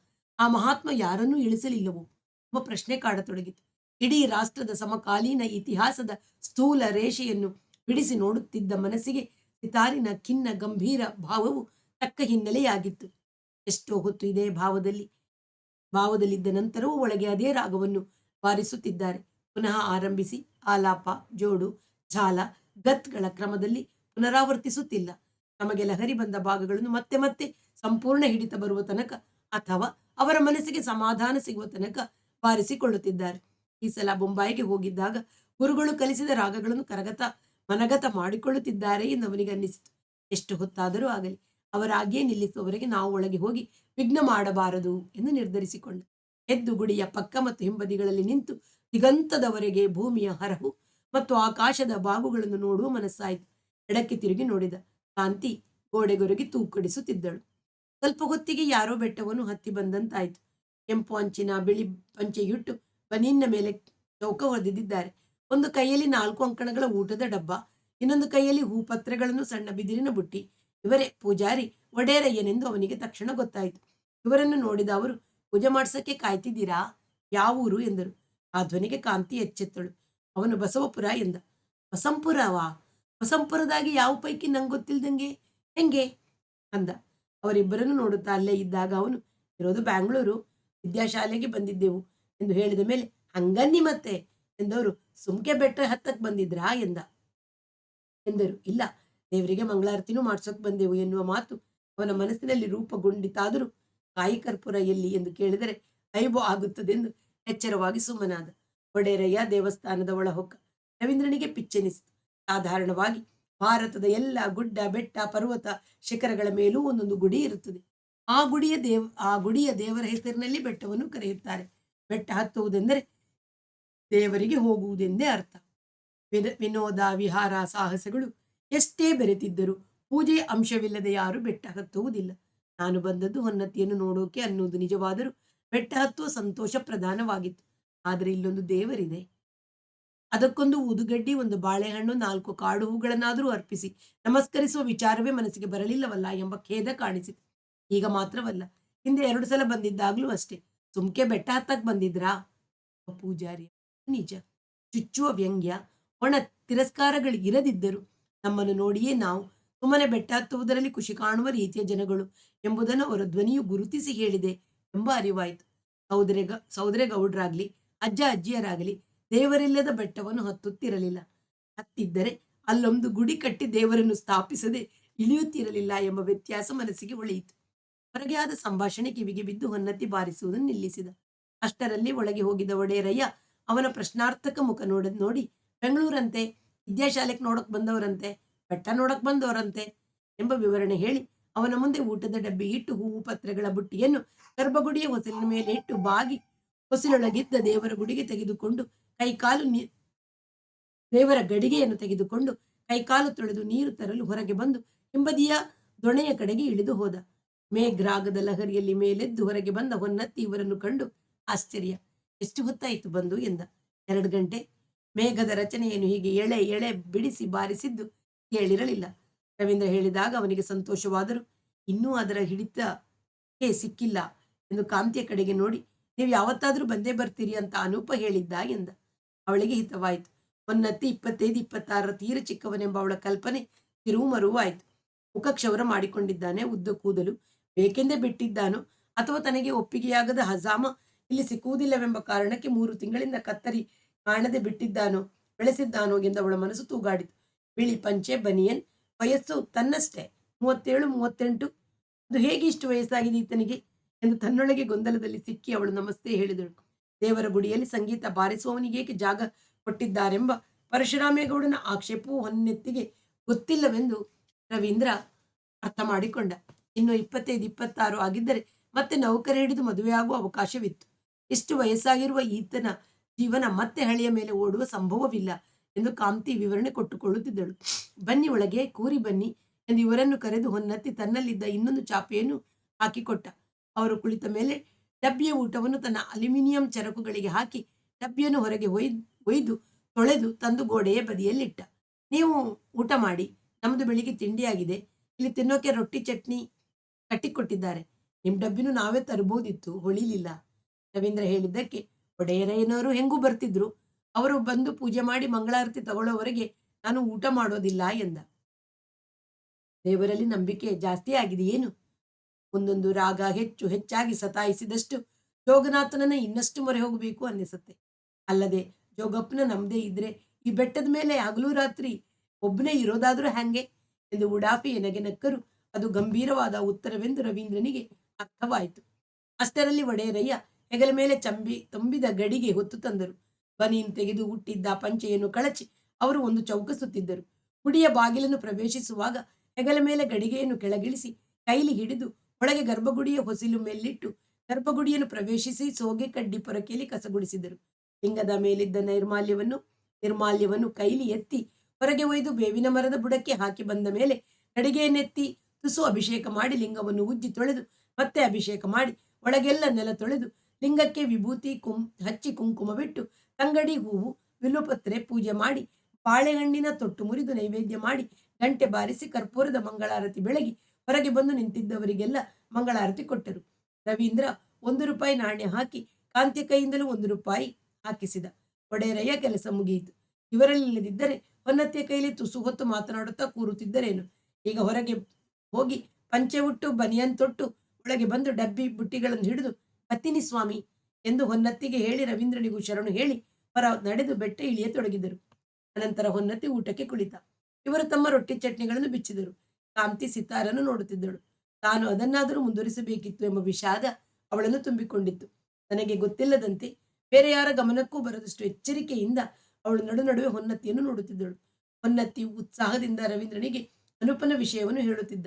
ಈ ವಯಸ್ಸಿನಲ್ಲಿ ಹೀಗಿರುವ ಮಕ್ಕಳು ಮುಂದೆ ದೊಡ್ಡದನ್ನ ಸಾಧಿಸ್ತಾರೆ.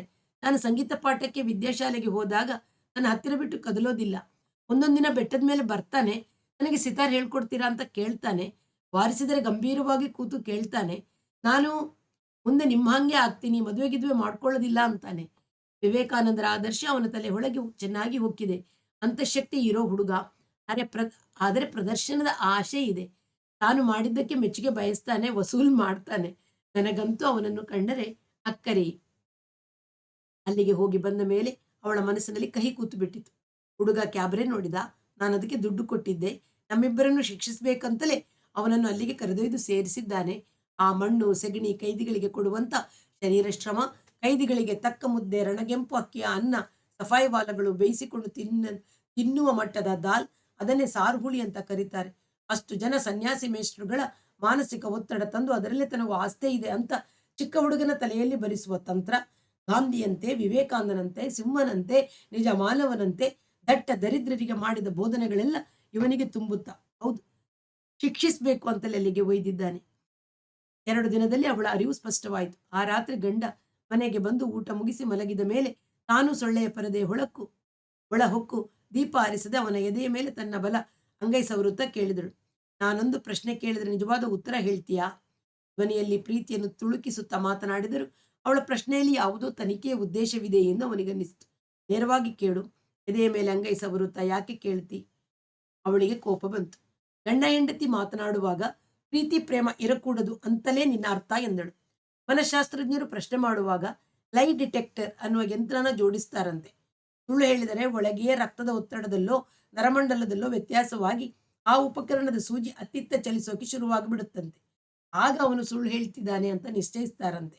ನಾನು ಆ ಉಪಕರಣ ನೋಡಿಲ್ಲ, ವಿವರಣೆ ಕೇಳಿದ್ದೀನಿ ಅಂದ್ರೆ ಎಂದು ಅವಳಿಗೆ ಅವನ ಮಾತಿನ ಅರ್ಥವಾಗಲು ಒಂದು ನಿಮಿಷ ಹಿಡಿಯಿತು.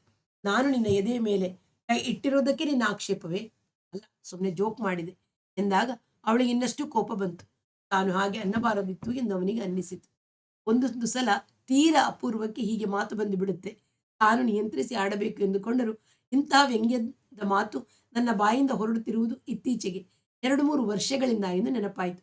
ಮಾಹಿತಿ ಸಂಗ್ರಹಿಸುವ, ತನಿಖೆ ಮಾಡುವ, ನನ್ನ ಉದ್ದೇಶವನ್ನು ಶಂಕಿಸುವ, ಮಾತಿನಲ್ಲಿ ಕಟ್ಟಿ ಹಾಕುವ ಉದ್ದೇಶದಿಂದ ಪ್ರೀತಿಯನ್ನು ನಟಿಸಿದಾಗ ಮಾತ್ರ ನನಗೆ ಗೊತ್ತಿಲ್ಲದಂತೆ ಇಂತಹ ವ್ಯಂಗ್ಯ ನನ್ನಿಂದ ಬಂದಿದೆ. ಸುಮ್ಮನೆ ಇಲ್ಲ ಎಂಬ ಅರಿವು ಬಂದು ತನ್ನ ಮಾತಿಗೆ ಖೇದ ವ್ಯಕ್ತಪಡಿಸದೆ ಏನು ಕೇಳು ಎಂದ. ಕೇಳು ಅಂತ ಗುರ್ರ ಅಂದ್ರೆ ಹ್ಯಾಕ್ ಕೇಳೋದು? ಏನು ಬೇಡ ಎಂದು ಅವಳು ದೀಪ ಆರಿಸಿ ಒಂದೂವರೆ ಅಡಿ ದೂರದಲ್ಲಿ ಅವನ ಕಡೆಗೆ ಬೆನ್ನು ಮಾಡಿ ಮಲಗಿಬಿಟ್ಟಳು. ಅವಳು ಏನು ಕೇಳಬಹುದು ಎಂದು ಅವನ ಮನಸ್ಸು ಊಹಿಸಿತು. ಬೇಕಾದ್ರೆ ಅವಳೇ ಕೇಳ್ತಾಳೆ ಎಂದು ಮಲಗಿ ಸುಮ್ಮನಾದ. ಅವಳ ಸ್ವಭಾವ ಅವನಿಗೆ ಗೊತ್ತು. ಏನಾದರೂ ತಲೆಗೆ ಹತ್ತಿದರೆ ಅದನ್ನು ಮುಗಿಸುವ ತನಕ ಅವಳು ನಿದ್ರೆ ಮಾಡುವುದಿಲ್ಲ. ಯಾವುದಾದರೂ ಮಾತನಾಡಬೇಕೆಂದಿದ್ದರೆ ತಾನೇ ಎಷ್ಟು ಮುನಿಸಿಕೊಂಡಿದ್ದರೂ ಆಡಿ ಮುಗಿಸುವ ತನಕ ಶಾಂತಿ ಬರುವುದಿಲ್ಲ. ಇಂತಹ ಸಂದರ್ಭದಲ್ಲಿ ತನಗೆ ಕೂಡ ನಿದ್ರೆ ಹತ್ತುವುದಿಲ್ಲ. ಬೇಕಾದರೆ ಕೇಳಲಿ, ಇಲ್ಲದಿದ್ದರೆ ಅವಳ ಪಾಡು. ನನ್ನ ಪಾಡಿಗೆ ತಾನು ನಿದ್ರೆ ಮಾಡಬೇಕು ಎಂದು ಸಮಾಧಾನ ತಂದುಕೊಂಡರೂ ಹಾಳು ನಿದ್ರೆ ಬರುವುದಿಲ್ಲ ಎಂಬ ನೆನಪು ಬಂದರೂ ತಾನು ಅವಳ ಬೆನ್ನಿನ ಕಡೆಗೆ ಬೆನ್ನು ತಿರುಗಿಸಿ ಕಣ್ಣು ಮುಚ್ಚಿ ನರ ಮಾಂಸ ಕೀಲುಗಳನ್ನು ಅಳ್ಳಕಗೊಳಿಸಿ ಮನಸ್ಸನ್ನು ಮಬ್ಬು ಮಾಡಿಕೊಳ್ಳುತ್ತಾ ಮಲಗಿದ. ಎಷ್ಟೋ ಹೊತ್ತು ನಿದ್ರೆ ಬಂದಂತಹ ನಿಶ್ಶಬ್ದದಲ್ಲಿ ಮಲಗಿದ್ದ ಅವಳು ಇದ್ದಕ್ಕಿದ್ದ ಹಾಗೆ, ಆಯ್ತು, ದೂರ ಮಲಗಿಯೇ ಕೇಳ್ತೀನಿ. ಇನ್ಮೇಲೆ ನಿನ್ನನ್ನ ಕೈಲು ಮುಟ್ಟಲ್ಲ, ಪ್ರಾಮಿಸ್. ನೀನು ಉತ್ತರ ಹೇಳುವಾಗ ನಿನ್ನ ಮುಖನೂ ನೋಡಲ್ಲ. ಹಾಗೂ ದೀಪ ಆರಿಸಿದೆ, ದೂರ ಮಲ್ಕಂಡೇ ಹೇಳು. ಮಗುನ ಮೇಲೆ ನನ್ನ ಮೇಲೆ ಸಿಟ್ಟಿದ್ರೆ ಹಿಡಿದು 4 ಏಟು ಕೊಡು. ನಾನು ಬೇಡ ಅನ್ನಲ್ಲ. ಅವನ ಜೀವನನ ಯಾಕೆ ಹಾಳು ಮಾಡ್ತಿದ್ಯಾ? ಅವಳು ಏನು ಕೇಳ್ತಾಳೆ ಎಂಬ ಊಹೆ ನಿಜವಾಯಿತು. ಆದರೂ ತನಗೆ ತಕ್ಷಣ ಅರ್ಥವಾಗದಂತೆ ಏನ್ ನೀನು ಹೇಳ್ತಾ ಇರೋದು ಅಂದ. ಹೆಚ್ಚು ಮಾತು ಬೇಡ. ಆ ಕುರಿಕಾಯೋ ಸ್ಕೂಲ್ ಬಿಡಿಸಿ ಸೇರ್ಸೋಕೆ ಬೇರೆ ಯಾವ ಸ್ಕೂಲು ಇಲ್ವೇ ಈ ದೇಶದಲ್ಲಿ ಎಂದಳು. ಕುರಿಕಾಯೋ ಶಾಲೆ ಅನ್ನುವ ತಿರಸ್ಕಾರ ಮಾತು ಬೇಡ. ಅವನು ನಿಜವಾಗಿಯೂ ಅಲ್ಲಿ ಬೆಳೀತಿದ್ದಾನೆ. ಆ ಜೀವನ, ಆ ವಾತಾವರಣದಲ್ಲಿ ಅವನಿಗೆ ನಿಜವಾದ ಪ್ರೀತಿ ಇದೆ, ಸಂತೋಷವಾಗಿದ್ದಾನೆ. ನಾವು ಕಣ್ಣಾರೆ ನೋಡಿದೆವಲ್ಲ, ಎಲ್ಲಾ ಮೇಷ್ಟ್ರು ಹೇಳಿದ್ರು, ಅಣ್ಣಯ್ಯ ಹೇಳಿದ್ದಾನೆ. ನೀನು ಹೀಗಂತಿ ಅಂತ ನನ್ಗೆ ಗೊತ್ತಿತ್ತು.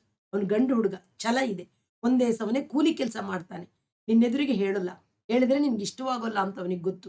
ನೀನೇ ಕಣ್ಣಾರೆ ನೋಡಿದೀಯಲ್ಲ, ಮಣ್ಣು ಮೆತ್ತಿದ ಮೈಯಲ್ಲೇ ನಾನು ತಬ್ಬಿಕೊಂಡು ಅವನು ಹೇಗೆ ಹತ್ತು ಬಿಟ್ಟ ಅಂತ. ಓ ಅದೇ, ಅವನು ಜ್ಞಾಪಿಸಿಕೊಂಡ. ತುಸು ಹೊತ್ತಾದ ಮೇಲೆ ಹೇಳಿದ, ಮಣ್ಣು ಮುಟ್ಟಿ ಕೆಲಸ ಮಾಡಿ ಗೊತ್ತಿದ್ದ ನನಗೆ ಅವನನ್ನು ನೋಡಿ ತುಂಬಾ ಸಂತೋಷವಾಯಿತು. ಯಾವತ್ತೂ ನೋಡಿರದ ನಿನಗೆ ಅಯ್ಯೋ ಅನ್ನಿಸಿರಬಹುದು. ತುಂಬಾ ದಿನವಾದ ಮೇಲೆ, ಅದು ಮೊದಲ ಸಲ ಮಕ್ಕಳನ್ನ ನೋಡುವ ಯಾವ ತಾಯಿಗೂ ಅಳು ಬರುತ್ತೆ. ನಿನಗೂ ಬಂತು. ನಿನ್ನನ್ನು ನೋಡಿ ನೀನು ಅಳೋದು ನೋಡಿ ಅವನಿಗೆ ಬಂದಿದೆ, ಅಷ್ಟೇ ಅದರ ಅರ್ಥ. ತನ್ನನ್ನು ಇಷ್ಟು ತೀವ್ರವಾಗಿ ಬಾಧಿಸುತ್ತಿದ್ದ ಆ ಸಂಗತಿಯನ್ನು ಇವನು ಎಷ್ಟು ಹಗುರವಾಗಿ ವಿವರಿಸಿ ಕೈ ಬಿಟ್ಟದ್ದಕ್ಕೆ ಅವಳಿಗೆ ವಿಪರೀತ ಕೋಪ ಬಂತು. ತಾಯಿಗೆ ಅರ್ಥವಾಗೋದು ತಂದೆಗೆ ಖಂಡಿತ ಅರ್ಥವಾಗೋಲ್ಲ, ಅದರಲ್ಲೂ ನಿನ್ನಂಥ ಕಟುಕ ತಂದೆಗೆ. ನನ್ನ ತಮ್ಮನನ್ನ ಕಾನ್ಪುರ IITಗೆ ಓದೋಕೆ ಕಳಿಸೋ ದಿನ ನಮ್ಮ ಅಪ್ಪನ ಕಣ್ಣಿನಲ್ಲೂ ನೀರು ಬಂದಿದ್ದನ್ನು ನಾನೇ ನೋಡಿದ್ದೀನಿ. ಪ್ರೀತಿ ಅಂತಃಕರಣವಿರೋ ಮನೆತನದ ಗಂಡಸರಿಗೆ ಕಣ್ಣಲ್ಲಿ ನೀರು ಬರುತ್ತೆ.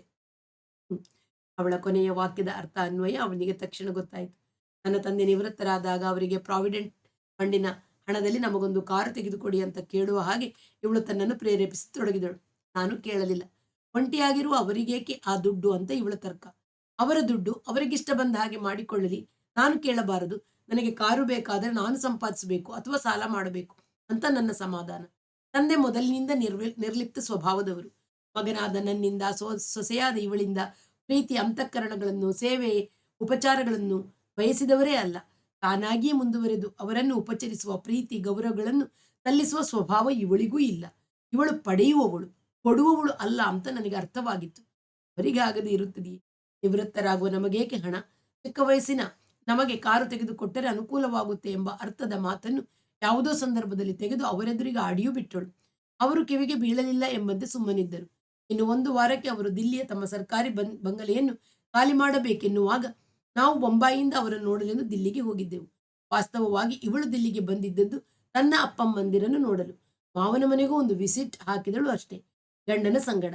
ಮಾವನ ಮನೆಯ ಅಡಿಗೆ ಆಳಿಗೆ ಹೆಚ್ಚು ಕೆಲಸ ಇವಳು ವಿಸಿಟ್ ಮಾಡಿದಾಗ. ಮಾವನವರಿಗೆ ಯಾವ ಸೇವೆ ಸಹಾಯವೂ ಇಲ್ಲ. ನನ್ನೆದುರಿಗೆ ಇವಳು ಮಾವನವರಿಗೆ ಅರ್ಥವಾಗುವ ಹಾಗೆ ಕಾರಿನ ಮಾತು ಆಡಿದ ಮೇಲೆ ಅವರು ಸರ್ಕಾರಿ ಕಾರು ಹತ್ತಿ ಕಚೇರಿಗೆ ಹೋದರು. ಆಮೇಲೆ ನಾನು, ನಿನಗೆ ಏನಾದರೂ ಮಾನ ಮರ್ಯಾದೆ ಇದೆಯಾ? ಗುಲಗಂಜಿ ತೂಕವಾದರೂ ನೀತಿ ನಿಯಮ ಇದ್ದವರ ಬಾಯಲ್ಲಿ ಹೋಗಲಿ, ಮನಸ್ಸಿನಲ್ಲಿ ಕೂಡ ಇಂಥ ಆಶೆ ಬರಬಾರದು ಅಂದೆ. ಆಗ ಮೊದಲ ಸಲ ಅವಳು ಅಂದ ಮಾತು, ಪ್ರೀತಿ ಅಂತಃಕರಣವಿರೋ ಮನೆತನವಲ್ಲ ನಿಮ್ಮದು ಅಂತ. ಪ್ರಾವಿಡೆಂಟ್ ಫಂಡ್ ಹಣ ಬರುತ್ತಲ್ಲ, ಅದರಲ್ಲಿ ಮಗನಿಗೆ ಕಾರ್ ತೆಗೆದುಕೊಡಲಿ ನಿಮ್ಮ ಮಾವ ಅಂತ ಇವಳ ಅಪ್ಪ ಅಮ್ಮರೇ ಮಗಳಿಗೆ ಹೇಳ್ಕೊಟ್ರು ಅಂತ ನನಗೆ ಆಮೇಲೆ ಗೊತ್ತಾಯ್ತು. ಹಾಳು ಸಿಟಿ ಬಸ್ಸಿಗೆ ನುಗ್ಗಿ ಆಟೋ ರಿಕ್ಷಾದಲ್ಲಿ ಕುಕ್ಕಿಸಿಕೊಳ್ಳೋದು ನನ್ನ ಹಣೆ ಬರಹ ಎಂದು ಇವಳು ಪ್ರತ್ಯುತ್ತರ ಕೊಟ್ಟಳು ಎಂಬುದು ನನಗೆ ನೆನಪಿಗೆ ಬಂತು. ಈಗ ಹೇಳಿದ, ಅನೂಪ ಏನಾಗಬೇಕು, ಹೇಗಾಗಬೇಕು ಅಂತ ನನಗೆ ಗೊತ್ತಿದೆ. ನೀನು ಇಲ್ಲದ ಕರೆಕೆರೆ ಮಾಡಬೇಡ. ಒಂದು ಕಡೆ ಹೊಂದ್ಕೊಳ್ತಿರೋ ಅವನ ಮನಸ್ಸನ್ನ ಕೆಡಿಸ್ಬೇಡ. ಆಮೇಲೆ ಕೂಡ ನೀನು ಅವನ್ನ ತಬ್ಬಿಕೊಂಡು ಅತ್ತು ಅಳು ನಟಿಸಿ ಅವನನ್ನು ಅಳು ಹಾಗೆ ಮಾಡಿದೆ ಅಂತ ನನಗೆ ಗೊತ್ತಿದೆ. ತಂದೆ ಒಂದು ದಾರಿಲಿ ಕರೆದೊಯ್ಯುವಾಗ ತಾಯಿ ಅಡ್ಡ ಕಾಲು ಹಾಕಿ ಕೆಡವಬಾರದು. ಅಳುವಿನ ನಾಟಕ ಆಡಿದ್ರೆ ಅಂತಃಕರಣವಿದೆ, ಇಲ್ಲದಿದ್ರೆ ಇಲ್ಲ ಅಂತ ತಿಳ್ಕೋಬೇಡ. ಇಷ್ಟು ಹೇಳಿ ಅಂಗಾತ ತಿರುಗಿ ಅವನು ಹೊದ್ದಿಕೆ ಎಳೆದುಕೊಂಡ. ಇವನು ಅಣ್ಣಯ್ಯನ ಕೋಣೆಗೆ ಹೋದ ಮೇಲೆ ನಾನು ಅನೂಪನನ್ನು ತಬ್ಬಿಕೊಂಡು ಅವನು ಅತ್ತದ್ದನ್ನು ಅವನೇ ಹೇಳಿರಬಹುದೇ? ಅವಳಿಗೆ ಅವನ ಮೇಲೆ ಸಿಟ್ಟು ಬಂತು. ಯಾರು ಹೇಳಿದರು ಅಂತ ಪತ್ತೆ ಮಾಡ್ತೀನಿ ಬಿಡೋಲ್ಲ ಅಂತ ನಿಶ್ಚಯಿಸಿಕೊಂಡಳು. ತುಸು ಹೊತ್ತಿಗೆ ಅವನಿಗೆ ನಿದ್ರೆ ಹತ್ತಿರುವುದು ಆಳವಾದ ಉಸಿರಿನಿಂದ ತಿಳಿಯಿತು. ತನ್ನನ್ನು ಶಿಕ್ಷಿಸಬೇಕೆಂದೇ ಗಂಡನು ಮಗನನ್ನು ಅಲ್ಲಿಗೆ ಸೇರಿಸಿರುವುದು ಮಾತ್ರವಲ್ಲ, ನಿಶ್ಚಯ ಮಾಡಿ ತನ್ನನ್ನು ಅಲಕ್ಷಿಸುತ್ತಲೂ ಇದ್ದಾನೆ ಎಂಬ ಭಾವನೆ ಅವಳಲ್ಲಿ ಬೆಳೆಯತೊಡಗಿತು. ಮಕ್ಕಳ ವಿದ್ಯಾಭ್ಯಾಸ ತಂದೆ ತಾಯಿ ಇಬ್ಬರು ಸಮಾಲೋಚಿಸಿ ನಿರ್ಧರಿಸಬೇಕಾದ ವಿಷಯವಲ್ಲವೇ? ನನ್ನ ಮನಸ್ಸು ಇಷ್ಟು ತಿರಸ್ಕರಿಸುತ್ತಿರುವಾಗ, ನೋಯುತ್ತಿರುವಾಗ ಆ ಹಾಳು ಶಾಲೆ ಬಿಡಿಸಿ ಬೇರೆ ಕಡೆ ಸೇರಿಸಿದರೆ ಏನು ಹೋಗುತ್ತೆ ಇವರ ಅಪ್ಪನ ಗಂಟು ಎಂದು ಒಳಗೆ ಕುದಿಯತೊಡಗಿತು. ಆದರೆ ಈ ವಿಷಯವನ್ನು ಅವನ ಕೈಯಲ್ಲಿ ಮತ್ತೆ ಮಾತಾಡಕೂಡದು. ಆಡುವುದು ತನ್ನ ಆತ್ಮಗೌರವಕ್ಕೆ ಕುಂದು ಎಂದು ನಿರ್ಧರಿಸಿದಳು. ಒಂದು ಮಧ್ಯಾಹ್ನ 3 ಗಂಟೆಯ ಹೊತ್ತಿಗೆ ಒಂದು ಫೋನ್ ಬಂತು. Is it the home of mister BK Ravindra please ಎಂಬ ಸ್ಟೈಲಿನ ಇಂಗ್ಲಿಷ್ ಉಚ್ಚಾರಣೆ. ಇನ್ನೂ ಪೂರ್ತಿ ಒಡೆಯದ 16-17 ವಯಸ್ಸಿನ ಗಂಡು ಹುಡುಗನ ಧ್ವನಿ. Yes please, who is calling? ಕಾಂತಿ ಕೇಳಿದಳು. ಆಂಟಿ, ನನ್ನ ಹೆಸರು ಜಗದೀಶ್ ಅರೋಡ ಅಂತ, ಅನೂಪನ ಸ್ನೇಹಿತ. ಕೊಡೈಕೆನಾಲಲ್ಲಿ ಓದ್ತಾ ಇದ್ದೀನಿ, ಊರಿಗೆ ಬಂದಿದ್ದೆ. ಅನೂಪನ ನೋಡಬೇಕು, ದಯವಿಟ್ಟು ಕರೀತೀರಾ ಎಂದು ಬ್ರಿಟಿಷ್ ಮಾದರಿಯ ಉಚ್ಚಾರದ ಇಂಗ್ಲಿಷ್ನಲ್ಲಿ ಹೇಳಿದ. ಅವಳು ಇಂಗ್ಲಿಷ್ನಲ್ಲಿ ಹೇಳಿದಳು, ಅವನು ಬೇರೆ ರೆಸಿಡೆನ್ಷಿಯಲ್ ಶಾಲೆಯಲ್ಲಿ ಓದ್ತಿದ್ದಾನೆ, ಇಲ್ಲಿಲ್ಲ. ಓ ಹಾಗಾ, ಐ ಆಮ್ ಡಿಸಪಾಯಿಂಟೆಡ್. ದಯವಿಟ್ಟು ಅವನ ಅಡ್ರೆಸ್ ಹೇಳ್ತೀರಾ? ಅವಳಿಗೆ ತಕ್ಷಣ ಒಂದು ವಿಚಾರ ಹೊಳೆಯಿತು. ಅನೂಪ ಇಲ್ಲದಿದ್ದರೆ ಅವನ ತಾಯಿಯನ್ನು ನೋಡಬಾರ್ದ ಜಗದೀಶ್ ಎಂದು ಹಿಂದಿಯಲ್ಲಿ ಕೇಳಿದಳು. ಯೋನೇ ಹೇ ಆಂಟಿ, ನಿಮ್ಮ ಮನೆಯಲ್ಲಿ ವಿಳಾಸ ಗುರುತು ಕೊಡಿ, ಅವನು ಸಹಜ ಖುಷಿಯಿಂದ ಹಿಂದಿಯಲ್ಲಿ ಹೇಳಿದ. ಮೊದಲು ಮಲ್ಲೇಶ್ವರ ಸರ್ಕಲ್ಗೆ ಬರಬೇಕು. ನಿಮ್ಮ ಮನೆ ಎಲ್ಲಿದೆ ಹೇಳು, ಯಾವ ಕಡೆಯಿಂದ ಬರೋದು ಅಂತ ನಾನು ಹೇಳ್ತೀನಿ. ಸದಾಶಿವನಗರ. ಓ ಎಂದು ಅವಳ ಮನಸ್ಸು ಎಂದುಕೊಂಡಿತು. ಸದಾಶಿವನಗರದಲ್ಲಿ ವಾಸ ಮಾಡೋರು ಅಂದರೆ ಕೋಟಿ ದಾಟುವ ಬಿಸಿನೆಸ್ ನವರು ಎಂದರ್ಥವಾಯಿತು. ಈ ಮಲ್ಲೇಶ್ವರದ ಹಳೆ ಬಾಡಿಗೆಯಲ್ಲಿರುವ ನಾವು ಎಂದುಕೊಂಡಳಾದರೂ ವಿಳಾಸ ಮತ್ತು ಗುರುತುಗಳನ್ನು ಹೇಳಿ ವಿವರಿಸಿದಳು. ಆಂಟಿ, ನನ್ನ ಸ್ನೇಹಿತ ಇನ್ನೊಬ್ಬ ಇದ್ದಾನೆ, ಓಂ ಪ್ರಕಾಶ್ ಸವರವಾಲ್ ಅಂತ, ನಿಮ್ಗೆ ಗೊತ್ತಿರ್ಬೋದು. ನಾನು ಅವನು ಅನೂಪ 3 ಜನನು ಇಲ್ಲಿ ಸ್ಕೂಲ್ನಲ್ಲಿ ತುಂಬಾ ತುಂಟಾಟ ಮಾಡಿದ್ವಿ. ನಿಮಗೆ ತಂದೆ ತಾಯಿಗಳಿಗೆ ಬೇಜಾರು ಮಾಡಿದ್ವಿ. ಅದಕ್ಕೆ ನೀವು ಅನೂಪನ ಬೇರೆ ಕಡೆ ಸೇರಿಸಿದ್ರಿ. ನನ್ನ ತಂದೆ ಓಂ ಪ್ರಕಾಶ್ನ ತಂದೆ ನಮ್ಮಿಬ್ಬರನ್ನು ಕೊಡೈಕನಾಲ್ ಸೇರಿಸಿದ್ರು. ನಾವಿಬ್ರು ಜೊತೆಗೆ ಬಂದ್ರೆ ನೀವು ಬೈಯೋಲ್ಲ ತಾನೆ? ಬೈದ್ರೆ ಆಶೀರ್ವಾದ, ಬುದ್ಧಿ ಕಲ್ತ್ಕೋತೀವಿ. ವಿಶ್ವಾಸದ ತರಂಗಗಳ ನಗೆ ನಕ್ಕ. ಬಾ, ನಿಮ್ಮಿಬ್ಬರಿಗೂ ಬೆನ್ಮೇಲೆ ಗುದ್ದು ಕೊಡ್ತೀನಿ ಎಂದು ಹೇಳಿ ಅವಳು ನಕ್ಕಳು. ಆಂಟಿ, ನಿಮ್ಗೆ ಗೊತ್ತೇ ಇದೆ ರಿವಾಸ್, ಆಂಟಿಯರು ಗುದ್ದು ಕೊಟ್ಟ ಮೇಲೆ ಬಾಯಿಗೆ ಮಿಠಾಯಿ ತುಂಬುತ್ತಾರೆ. ಇನ್ನು 1/4 ಗಂಟೆಯಲ್ಲಿ ಅಲ್ಲಿರ್ತೀವಿ ಬಾಯಿ ಎಂದು ಫೋನ್ ಇಟ್ಟ. ಈ ಹುಡುಗನ ಮಾತಿನ ಧಾಟಿ ಆತ್ಮವಿಶ್ವಾಸಗಳು ಅವಳಿಗೆ ತುಂಬಾ ಮೆಚ್ಚುಗೆಯಾದವು. ಇವರಿಬ್ಬರ ಬಗ್ಗೆ ಕೇಳಿದ್ದೆ, ಬರೀ ಕಂಪ್ಲೇಂಟ್ಗಳನ್ನು, ಭೇಟಿಯೇ ಆಗಿರಲಿಲ್ಲ. ಇವರ ಜೊತೆ ಸೇರಿ ನಮ್ಮ ಹುಡುಗ ಕೆಡ್ತಿದ್ದಾನೆ ಅಂತ ನಾನು ಸುಮ್ಮನೆ ಮನಸ್ಸನ್ನ ಕಹಿ ಮಾಡ್ಕೋತೀನಿ. ಎಷ್ಟು ಒಳ್ಳೆಯ ನಡಾವಳಿಕೆಯ ಹುಡುಗ ಈ ಜಗದೀಶ್ ಎಂದುಕೊಳ್ಳುತ್ತಾ ಸರಸರನೆ ಹಾಲಿನ ಸೋಫಾದ ಮೇಲೆ ಧೂಳು ಹೊಡೆದು ಟೀಪಾಯಿ ಮೇಲಿದ್ದ ಪತ್ರಿಕೆಗಳನ್ನು ಕ್ರಮವಾಗಿ ಜೋಡಿಸಿದಳು. ಟೆಲಿಫೋನ್ ಒರೆಸಿ ಇಟ್ಟಳು. ಅವರಿಗೆ ಕೊಡಲು ತಿಂಡಿ, ಹಣ್ಣು ಮೊದಲಾವುಗಳನ್ನು ಅಣಿ ಮಾಡಿದಳು. ಬೀಗ ಹಾಕಿಕೊಂಡು ಹೊರಗೆ ಹೋಗಿ ಪೇಡ ಕಟ್ಟಿಸಿ ತಂದಳು. ಆಟೋದಲ್ಲಿ ಬಂದಿಳಿದ ಇಬ್ಬರ ಹುಡುಗರ ಮುಖದಲ್ಲೂ ಆತ್ಮವಿಶ್ವಾಸ ತುಂಬಿ ತುಳುಕುತ್ತಿದೆ. ರಕ್ತ ಚಿಮ್ಮುವಂತಹ ಮುಖದಲ್ಲಿ ಮೃದುವಾದ ಚರ್ಮಕಾಂತಿ ಮಿನುಗುತ್ತಿದೆ. ಕುತ್ತಿಗೆಯ ಹತ್ತಿರ ತುಂಬಿಕೊಂಡಿರುವ ಪುಷ್ಟಿ, ಕಾಲಿಗೆ ಪರ್ವತಾರೋಹಿಗಳ ಶೂಸ್, ಸ್ಟೋನ್ ವಾಶ್ ಜೀನ್ಸ್, ಬಿಳಿ ಶರ್ಟು, ಕೈಗೆ ಕ್ವಾರ್ಟ್ಸ್ ಗಡಿಯಾರ. ನಡಿಗೆಯಲ್ಲಿ ಕ್ರೀಡಾಪಟುವಿನ ಜೀವಶಕ್ತಿ ಚಿಮ್ಮುತ್ತಿದೆ. ಒಳಗೆ ಬಂದ ಇಬ್ಬರು ನಮಸ್ತೆ ಹೇಳಿ ಬಾಗಿ ಪಾದಸ್ಪರ್ಶ ಮಾಡಿ ಹಿಂಬದಿಯಲ್ಲಿ ಉದ್ದಕ್ಕೆ ಕತ್ತರಿಸಿದ್ದ ರಾಜೇಶ್ ಖನ್ನಾ ತಲೆ ಕೂದಲಿಗೆ ಆ ಹಸ್ತವನ್ನು ಸವರಿಕೊಂಡರು. ನಾನು ಜಗದೀಶ್, ನಿಮಗೆ ಫೋನ್ ಮಾಡಿದವನು. ಇವನು ಓಂ ಪ್ರಕಾಶ್. ಅನೂಪ ನನ್ನ ಜಗ್ಗು ಅಂತಿದ್ದ, ಇವನ ಓಮಿ ಅಂತಿದ್ದ. ನಾವಿಬ್ಬರು ಅವನನ್ನ ಆಪ್ ಅಂತ ಅಂತಿದ್ದೀವಿ. ಆಪ್ ಅಂದ ಮೇಲೆ ಯಾವಾಗಲೂ ಮೇಲೆ. ಅಪ್, ಅವನನ್ನ ಅಪ್ ಅಂತಿದ್ದೆವು. ಅಪ್ ಅಂದ್ರೆ ಮೇಲೆ, ಯಾವಾಗಲೂ ಮೇಲೆ ಅನ್ನೋ ಅರ್ಥದಲ್ಲಿ ಎಂದು ಮುಖದಲ್ಲಿ ನೆನಪಿನ ಸಂತಸ ಸೂಚಿಸಿದ. ಇಬ್ಬರ ತಲೆಯನ್ನು ಸವರಿ ಬೆನ್ನು ತಟ್ಟಿ ಜೊತೆಯಲ್ಲಿ ಕೂರಿಸಿದಳು. ಆಂಟಿ, ನೀವು ಎಷ್ಟು ಚೆನ್ನಾಗಿ ಹಿಂದಿ ಮಾತಾಡ್ತೀರಿ. ನೀವು ಲೋಕಲ್ ಜನ ಅಂತ ತಿಳಿದಿದ್ವಿ. ಇಲ್ಲ, ನಂದು ದಿಲ್ಲಿ, ಅವಳೆಂದಳು. I see, I see. ಅವನ ಮುಖ ಹಿಗ್ಗಿತು. ಓಂ ಪ್ರಕಾಶ್ ಕಣ್ಣರಳಿಸಿದ. ಹಾಗಾದ್ರೆ ಮಾತಾಡೋದು ತುಂಬಾ ಸುಲಭ. ಲೋಕಲ್ ಜನದ ಹತ್ತಿರ ನಮ್ಗೆ ಹೊಂದೋದೇ ಇಲ್ಲ ನೋಡಿ. ಅಂದ್ರೆ ಅವರು ಕೆಟ್ಟೋರು ಅಂತಲ್ಲ. Of course whole of India is one, but you know what I mean ಎಂದು ಹೇಳಿದ. ನೀನು ಹೇಳೋದು ನಿಜವಾದ ಮಾತು ಎಂದು ದನಿಗೂಡಿಸಿ ಅವಳು, ಭಾಷೆ ಒಂದೇ ಕಷ್ಟ ಎಂದಳು. Kannada is A beautiful language, ಆದ್ರೆ ನಮ್ಗೆ ಬರೋಲ್ಲ. ನಮ್ಮ ಮದರ್ ಸ್ವಲ್ಪ ಪಿಕಪ್ ಮಾಡ್ಕೊಂಡಿದ್ದಾರೆ. ಮೇಡ್ ಸರ್ವೆಂಟ್ಸ್ ಹತ್ರ ಎಲ್ಲ ಮಾತಾಡ್ಬೇಕಲ್ಲ. ನಮ್ಮ ಫಾದರ್ಗೆ ಸ್ವಲ್ಪ ಸ್ವಲ್ಪ ಬರುತ್ತೆ. ಬಿಸಿನೆಸ್ಗೆ ಎಲ್ಲ ಭಾಷೆ ಬೇಕಲ್ಲ. ನಮ್ಗೆ ಬರೋದೇ ಇಲ್ಲ. ಈ ಭಾಷೆ ವೆರಿ ಡಿಫಿಕಲ್ಟ್ ಲ್ಯಾಂಗ್ವೇಜ್ ಎಂದ ನಿಕಟತೆಯನ್ನು ಗಳಿಸುತ್ತಾ. ಕೊಡೈಕುಲರ್ನಲ್ಲಿ ತುಂಬಾ ಸ್ಕೂಲ್ಗಳಿವೆ ಅಂತ ಕೇಳಿದೀನಿ. ನೀವಿರೋದು ಯಾವ ಸ್ಕೂಲು, ಹೇಗಿದೆ ಅಲ್ಲಿ ಎಂದು ಸಂಭಾಷಣೆಯ ಮಾಹಿತಿ ಸಂಗ್ರಹಕ್ಕೆ ತಿರುಗಿಸಿದಳು. Aunty, Kodaikanal is a really beautiful. ಆದ್ರೆ ಸಿಮ್ಲಾ, ಮನಾಲಿ, ಮಸೂರಿಗಳಷ್ಟು ಬ್ಯೂಟಿಫುಲ್ ಅಲ್ಲ. ಎಷ್ಟಾದರೂ ಹಿಮಾಲಯ. ನೀವು ಒಂದ್ಸಲ ಕೊಡೈಗೆ ಬರ್ಬೇಕು ಆಂಟಿ. ಮೊದಲೇ ನಮಗೆ ಬರೆದರೆ ನಾವು ಸ್ಕೂಲ್ನ ಗೆಸ್ಟ್ ರೂಮ್ನಲ್ಲಿ ವ್ಯವಸ್ಥೆ ಮಾಡ್ತೀವಿ. ನಮ್ಮ ಸ್ಕೂಲ್ನ ಹೆಸರು ಬೆವರ್ಲಿ ಇಂಟರ್ನ್ಯಾಷನಲ್ ಸ್ಕೂಲ್ ಅಂತ. ಬ್ರಿಟಿಷರ ಕಾಲದಲ್ಲಿ ಫಾದರ್ ಬೆವರ್ಲಿ ಅನ್ನೋರು ಸ್ಥಾಪನೆ ಮಾಡಿದ್ದು ಎನ್ನುವಾಗ ಓಂ ಪ್ರಕಾಶ್ ಬಾಯಿ ಹಾಕಿ, ನಮ್ಮ ಸ್ಕೂಲ್ ಇಡೀ ಕೊಡೈಗೆ highest point, topmost position ಎಂದು ಸೇರಿಸಿದ. ಜಗದೀಶ, ಬೇಸಿಗೆಯಾಗಿದ್ದು ಸ್ಕೈ ಕ್ಲಿಯರ್ ಇದ್ದಾಗ ನಮ್ಮ ಸ್ಕೂಲ್ನ ನಿಂತು ನೋಡಬೇಕು. ಇಡೀ ಪರ್ವತದ ರೇಂಜ್ ಹಾಗೆ ಉಬ್ಬಿ ಇಳಿದುಕೊಂಡಿದೆ ಅಂತ ಕಾಣುತ್ತೆ. ಆಂಟಿ, ನಮ್ದು ನಿಜವಾಗಿ ಇಂಟರ್ನ್ಯಾಷನಲ್ ಸ್ಕೂಲ್. ಬರೀ ಇಂಡಿಯನ್ಸ್ ಅಲ್ಲ, Ceylon, Malaysia, Dubai, Muscat, Doha, Iran students ಎಲ್ಲ ಇದ್ದಾರೆ. ಅಮೆರಿಕ, ಇಂಗ್ಲೆಂಡ್ಗಳವರು ಇದ್ದಾರೆ. NRIಗಳಿದ್ದಾರಲ್ಲ ಆಂಟಿ. ನಾನು residence Indians, America, UK, Canada, Saudi ಇಲ್ಲೆಲ್ಲ ಇರೋರು ಎಷ್ಟೋ ಜನ ಅವ್ರ ಮಕ್ಕಳನ್ನ ನಮ್ಮ ಸ್ಕೂಲಲ್ಲಿ ಬಿಟ್ಟಿದ್ದಾರೆ. ಡಾಲರ್, ಪೌಂಡ್ಗಳಲ್ಲಿ ಕೊಡೋದು ಅವರಿಗೆ ತುಂಬಾ ಚೀಪ್ ಆಗಿ ವರ್ಕೌಟ್ ಆಗುತ್ತೆ ಫೀಸು. ಸ್ಟ್ಯಾಂಡರ್ಡ್ ಮಾತ್ರ ಇಂಟರ್ನ್ಯಾಷನಲ್. ಈಟನ್, ಹ್ಯಾರೋಗಳಿಗಿಂತ ಒಳ್ಳೆ ಸ್ಟ್ಯಾಂಡರ್ಡ್. ಇಂಗ್ಲಿಷ್ ಆಕ್ಸೆಂಟ್ ಅಂತೂ ಲಂಡನ್ನಲ್ಲಿ ಇಂಗ್ಲಿಷ್ ಡಿಪ್ಲೊಮಾ ಮಾಡ್ಕೊಂಡವರು ಹೇಳ್ಕೊಡ್ತಾರೆ. ನಮ್ಮ ಸ್ಕೂಲಲ್ಲಿ ಓದಿದ್ದಾನೆ ಅಂತಂದ್ರೆ ಇಂಗ್ಲೆಂಡ್, ಅಮೆರಿಕ, ಕೆನಡಾ ಎಲ್ಲಿ ಬೇಕಾದರೂ ಅಡ್ಮಿಷನ್ ಸಿಗುತ್ತೆ ಎಂದು ಹೆಮ್ಮೆಯಿಂದ. ಫೀಸ್ ಎಷ್ಟು ಎಂದು ಕೇಳಿದಳು. Not much aunty. ಅವ್ರು ಕೊಡ್ತಿರೋ ಫೆಸಿಲಿಟಿ ಸ್ಟ್ಯಾಂಡರ್ಡ್ಗಳಿಗೆ ಹೋಲಿಸಿದ್ರೆ ತುಂಬಾ ಚೀಪ್. ಇಂಗ್ಲೆಂಡ್ನಲ್ಲಿ ಇಂಥದ್ದೇ ರೆಸಿಡೆನ್ಷಿಯಲ್ ಸ್ಕೂಲಿಗೆ ವರ್ಷಕ್ಕೆ 8,000 ಪೌಂಡ್ ಆಗುತ್ತಂತೆ, ಅಂದ್ರೆ 2 ಲಕ್ಷ. ಹಂಗಂದ ನಮ್ಮ ಸ್ಕೂಲ್ ಮೇಟ್ ವಿಜಯ ರೆಡ್ಡಿ. ಅವನ ತಂದೆ ಪ್ರೆಸ್ಟೇನ್ ಅನ್ನೋ ಊರಿನಲ್ಲಿ ಸರ್ಜನ್ ಅಂತೆ. ಮುಂದಿನ ವರ್ಷ ಹೈದರಾಬಾದಿಗೆ ಬರ್ತಾರಂತೆ, ಸ್ವಂತ ನರ್ಸಿಂಗ್ ಹೋಮ್ ಕಟ್ಸ್ಕೊಂಡು. ಇಲ್ಲಿ ನಿಮ್ಮ ಹತ್ರ ಎಷ್ಟು ಫೀಸ್ ತಗೋತಾರೆ? ನಾನು ಹೇಳ್ತೀನಿ ಆಂಟಿ, ಓಂ ಪ್ರಕಾಶ್ ಹೇಳಿದ. ಚುರುವಿನಲ್ಲಿ ಅಡ್ಮಿಷನ್ ಫೀ ತರ 13,425. ಆಮೇಲೆ ವರ್ಷಕ್ಕೆ 26,500, which includes boarding and lodging, tuition fee and electricity. ಯಾವಾಗಲೂ ಸ್ನಾನಕ್ಕೆ ಬಿಸಿ ನೀರಿರುತ್ತೆ. ಆ ಚಳಿಲಿ ತಣ್ಣೀರು ಸ್ನಾನ ಸಾಧ್ಯವೇ ಇಲ್ಲ. ಲಾಂಡ್ರಿ ಚಾರ್ಜ್ ನಾವು ಬೇರೆ ಕೊಡಬೇಕು. ಯೂನಿಫಾರ್ಮ್ ನಮ್ಮದು. ಪುಸ್ತಕ, ನೋಟ್ಬುಕ್ಸ್ ಫುಲ್ ಎಲ್ಲ ನಮ್ಮ ಸ್ಕೂಲ್ ಇದ್ದೆ, ಅದು ಬೇರೆ ತಗೋಬೇಕು. ವರ್ಷಕ್ಕೆ 2,500. ಊಟ ತಿಂಡಿ ಏನಿರುತ್ತೆ? ಇಂಟರ್ನ್ಯಾಷನಲ್ ಸ್ಟ್ಯಾಂಡರ್ಡ್ ಅಂತ ಹೇಳಿದ್ನಲ್ಲ ಆಂಟಿ. ಇಲ್ದಿದ್ರೆ ಅಮೆರಿಕ, ಇಂಗ್ಲೆಂಡ್ನವರು, ಗಲ್ಫ್ ಅರಬ್ ಕಂಟ್ರಿಗಳು ಅವ್ರ ಮಕ್ಕಳನ್ನ ಬಿಡ್ತಾರಾ? ಬೆಳಿಗ್ಗೆ ಬ್ರೆಡ್ ಟೀ, 7:30ಗೆ breakfast, boiled egg, omelette, toast, cornflakes, oats, ಬೇಕಾದವರಿಗೆ ಪೂರಿ, ಹಾಲು, ಕಾಫಿ ಆರ್ ಟೀ. ಮಧ್ಯಾಹ್ನ ಊಟಕ್ಕೆ pulao, boiled vegetables, chapati, bread, ghee rice, mutton or fish. 4:15ಗೆ ಮಿಲ್ಕ್ ಆ್ಯಂಡ್ ಬಿಸ್ಕೆಟ್ಸ್. ರಾತ್ರಿಗೆ ಊಟಕ್ಕೆ ಸೂಪ್, ವೆಜಿಟೇಬಲ್ಸ್, ನೂಡಲ್ಸ್, ತಂದೂರಿ, ಮೊಸರು, ಸ್ಯಾಲೆಡ್, ಒಂದು ಸ್ವೀಟ್. ಪ್ರತಿ ಸಂಡೆ ಮಧ್ಯಾಹ್ನ ಫೀಸ್ಟ್.